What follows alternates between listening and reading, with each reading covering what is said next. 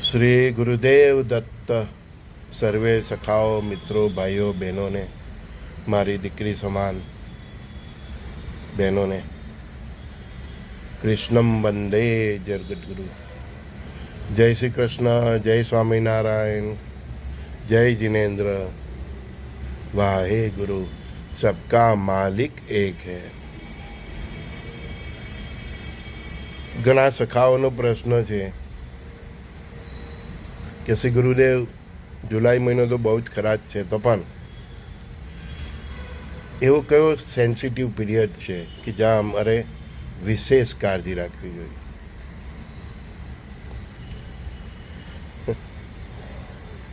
જુલાઈ નહીં, ઓગસ્ટ પણ એટલો જ ડેન્જર છે, સપ્ટેમ્બર પણ એટલો જ ડેન્જર છે, ઓક્ટોબર અને નવેમ્બર સુધી.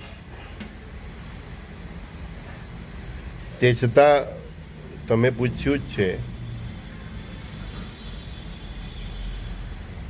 તો 23-24 જુલાઈ એની આગળ પાછળના દિવસો બહુ સેન્સિટિવ છે.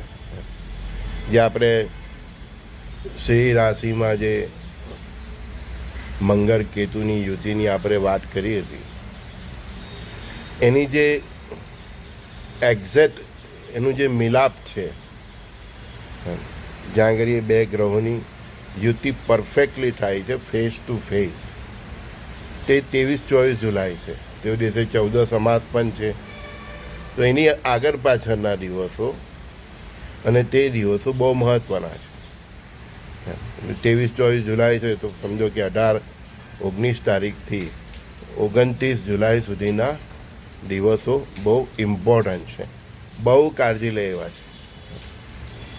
એકદમ સેન્સિટિવ એરિયા આ તમને મેં કહ્યું. 18-19 જુલાઈથી લઈને 23-24 પહેલાંના થોડા દિવસ ગણીએ તો 18-19 જુલાઈ અને 23-24 પછીના બીજા 4-5 દિવસ, તો 29 જુલાઈ સુધીના દિવસો બહુ સેન્સિટિવ છે.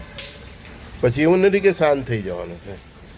પછી મહાયુદ્ધના દિવસો, એ પછી આ તો ખાલી ટ્રિગર પોઈન્ટના 23-24 પહેલાંના 5 દિવસ, પછીના 5 દિવસ એ કેવા તમને ટ્રિગર પોઈન્ટ કીધા કે ટ્રિગર પોઈન્ટના દિવસ છે. અને એ બધું જે ટ્રિગર થવાનું છે એનું જે આઉટપુટ છે તે આપણને 29 જુલાઈ પછી એટલે કે ઓગસ્ટ મહિનાથી જોવા મળશે.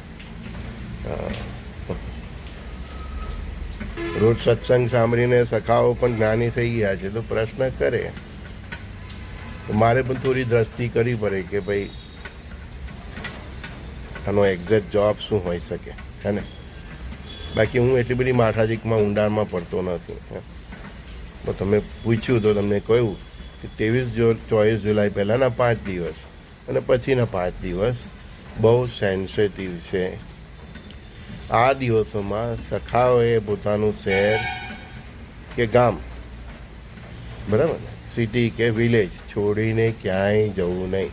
નોકરી ધંધા માટે જાઓ છો ઠીક છે, પણ સિટી કે વિલેજ છોડીને આઉટ સિટી કે ગામડાની બહાર ક્યાંયનો પ્રવાસ કરવો નહીં. આમ તો હું તમને 100-200 કિલોમીટર લોંગ ડ્રાઈવની પરમિશન આપું છું, પણ 18 જુલાઈથી 29 જુલાઈ એકદમ સેન્સિટિવ પીરિયડ છે, ઇફેક્ટિવ એરિયા છે. તો એટલા દિવસે લોંગ ડ્રાઈવ કે કોઈ પણ પ્રવાસ કરવાની, પોતાના સિટીમાં, પોતાના ગામડામાં ઠીક છે, બરાબર. કોઈ પણ દુસાહસ પણ નહીં કરવો, અને ક્રોધ આવે તો બહુ સંયમ રાખવો. જે સેન્સિટિવ એરિયા છે છેડવા નહીં લાગે. વીજળીના ઉપકરણો છે કે જે કંઈ પણ, એમ કે ભાઈ હું જાતે રિપેર કરી લેવા, ના, ટેક કેર, નિષ્ણાતને જ બોલાવો. આ એવો સેન્સિટિવ એરિયા છે કે દુનિયામાં ક્યાંક જળપ્રલયનો એરિયા તો છે જ, પણ આ એરિયા જળપ્રલયને વધારે ઇફેક્ટ કરે. પછી વિસ્ફોટ, કોઈ નવા યુદ્ધના એરિયાની શરૂઆત કે જૂના યુદ્ધ તીવ્રતાથી થાય, એમાં ભયંકર જે છે ભયંકરતા વધી જાય. કોઈ સમુદ્ર જહાજ કે યુદ્ધ જહાજ એની પર હુમલો થઈ શકે કે એમાં બ્લાસ્ટ થઈ શકે. આની અસર યુરોપ અને મિડલ ઇસ્ટમાં સૌથી વધારે છે. આજે સેન્સિટિવ એરિયા તમને આપ્યા 18 તારીખથી 29 જુલાઈ સુધીના. એની સૌથી વધારે અસર યુરોપ અને મિડલ ઇસ્ટમાં જોવા મળે. ત્યાંના રાજાઓ એટલે કે ત્યાંના રાષ્ટ્રપતિઓ અને વડાપ્રધાનના મસ્તિષ્ક પર જોવા મળે, ત્યાંની પ્રજાના મસ્તિષ્ક પર જોવા મળે. પ્રજા બરવો કરી શકે, રોડ પર આવી શકે, સિવિલ વોર જેવી પરિસ્થિતિ નિર્માણ થઈ શકે, જન આંદોલન થઈ શકે કે રાજાનું ચસકી જાય તો યુદ્ધમાં એ ન કરવાનું કરી શકે. સમુદ્રમાં ભૂકંપ જેવી થાય કે પછી એના જેવો કોઈ વિસ્ફોટ થાય, એના કારણે પણ જળપ્રલય આવી શકે. આ દિવસોમાં જે સિંહ રાશિમાં મંગળ કેતુની યુતિ છે અને રાહુની યુતિ છે, એની મહત્તમ તીવ્રતા આખા વિશ્વમાં દેખાય. ઇવન તમારી પર્સનલ લાઈફમાં પણ તમને અનુભવ થાય. મેં કહ્યું તેમ કોઈ દેશના રાષ્ટ્રપતિ કે વડાપ્રધાન અકલ્પનીય વગર વિચારેલું સાહસિક પગલું ભરી શકે, કોઈ નવા કાયદા લાવી શકે, કોઈ યુદ્ધમાં ન ધારેલા શસ્ત્રોનો ઉપયોગ કરી શકે, ઇમરજન્સી આવી જાય એવા દિવસો આવી જાય. વોર હોય તો તેમાં અતિ ભયંકર હુમલા થઈ શકે, ઇક્વિવેલન્ટ તો પરમાણુ એટેક જેવા હુમલા થઈ શકે. આતંકવાદ હોય કે યુદ્ધોમાં એની ભયંકરતા જોવા મળે. વિશ્વમાં આતંકવાદ જોવા મળે. આપણા દેશમાં પણ પાકિસ્તાનના આકાઓ આ સમયમાં ન કરવાનું કરી શકે છે અને ભારતની યુદ્ધમાં જોડાવવું પડે. આમ સમગ્ર વિશ્વ આદિવાદી ઉપાધિમાં ફસાઈ શકે છે.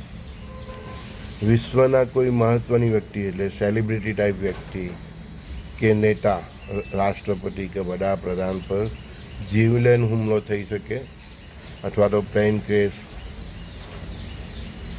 હેલિકોપ્ટર ક્રેશ કે બોમ્બ બ્લાસ્ટ, કોઈ સુસાઇડ બોમ્બ બ્લાસ્ટ, કોઈ પણ રીતે એની હત્યા થઈ શકે અને ત્યાંથી પરિસ્થિતિ એકદમ ભયંકર થઈ જાય.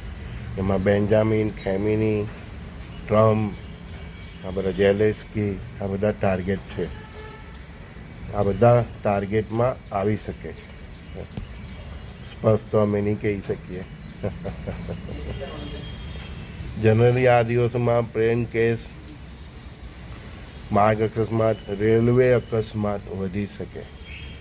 મેં તમને કહ્યું તેમ કોઈ પ્લેન પણ પેસેન્જર સાથે હાઈજેક થઈ શકે, કે તો આ લડાઈમાં કોઈ મિસાઇલ કોઈ પેસેન્જરવાળા પ્લેનને બાય મિસ્ટેક ઉડાવી પણ દે. બહુ વિચિત્ર સમય છે. હવે આ 7 વર્ષ આ વોટર બોમ્બ ને અણુબોમ્બ આપણા માથા પર લટકે જ છે તલવારની જેમ, એમ સમજીને ચાલવું. આપણા દેશમાં જે કાંવડ યાત્રા છે એમાં પણ કંઈ ગડબડ થઈ શકે છે. બે કેરફુલ. ગવર્મેન્ટે બહુ કાળજી રાખવી પડશે. નાની બાબતમાં કોઈ વિકરાળ સ્વરૂપ ધારણ કરી લે. આપણા ગુજરાતીઓને પણ કહ્યું જ હતું કે ખૂબ આ ચોમાસું બહુ ભયંકર છે. એમાં 4 જુલાઈથી ખૂબ જ ભારે વરસાદ પડવા જઈ રહેલો છે ગુજરાતમાં. સો કાળજી રાખજો. તમને કહ્યું જ છે કે આ ચોમાસું કે પેલું ચોમાસું 2032 સુધી બે કેરફુલ. સૌથી વધારે નુકસાન આ વરસાદ જ કરવાનો છે. સૌથી વધારે નુકસાન જળ પ્રલયથી જ છે. યુદ્ધમાં જેટલા નહીં મળશે ને એટલા જળ પ્રલયથી બધું સાફ થઈ જવાનું છે. મેં કહ્યું હતું ને કે સુનામીની સમકક્ષ પૂર આવી શકે. તો ચીનની હાલત અત્યારે જોઈ લો, એવા ઘણા દેશોની હાલત જોઈ લો. પરિસ્થિતિ જ એવી થાય કે વરસાદ એવો પડે કે આમ કલાક 2 કલાકમાં તમારા શહેરની હાલત પૂર જેવી થઈ જાય. એ તમારા સુરત સિટીની થઈ હતી. જેમાં વ્યક્તિએ ડેલી નોકરી ધંધા જવાનું હોય તે આ બધું થોડું ધ્યાનમાં રાખે, અને કંપનીના બોસ હોય તે પણ થોડું કર્મચારીઓની સેફટીનું ધ્યાન રાખે. તો ભાઈ કંપનીમાં જ રાતવાસો કરવાનો વારો આવે. બસ આ એક ટૂંકો સંદેશ છે. તમે પૂછ્યું હતું તો ફરીથી યાદ કરાવી દઉં કે 23-24 બહુ સેન્સિટિવ એરિયા છે. 14 અમાસ પણ છે. જે રીતની ગ્રહોની યુતિ ચાલે છે તો તેના પહેલાંના 5 દિવસ 23-24 ખૂબ તે 2 તારીખ અને પછીના 5 દિવસ ખૂબ જ સેન્સિટિવ એરિયા છે, ખૂબ જ ઇફેક્ટિવ એરિયા છે, ખૂબ જ વિસ્ફોટક એરિયા છે. તો આ દિવસોમાં પોતાનું સિટી છોડીને બહાર નહીં જવું, પોતાનું ગામ હોય તો એ છોડીને બહાર નહીં જવું. જે કંઈ પણ તમારા કામ ધંધા હોય તે સિટી પૂરતા જ મર્યાદિત રાખવા. ક્યાં કોણ માણસ ક્યાં હલવાઈ જાય કોઈ નક્કી નહીં. કોઈ રોડ અકસ્માતમાં હલવાઈ જાય, કોઈ રેલવે એક્સિડન્ટમાં હલવાઈ જાય, કોઈ એરપોર્ટ પર હલવાઈ જાય, કોઈ પ્લેનમાં. ક્યાં માણસ ક્યાં હલવાઈ જાય. અને ફરવાનું તો વિચારશો જ નહીં નવેમ્બર સુધી. ઓકે, ત્યારે મળીએ ત્યારે. શ્રી ગુરુદેવ દત્ત.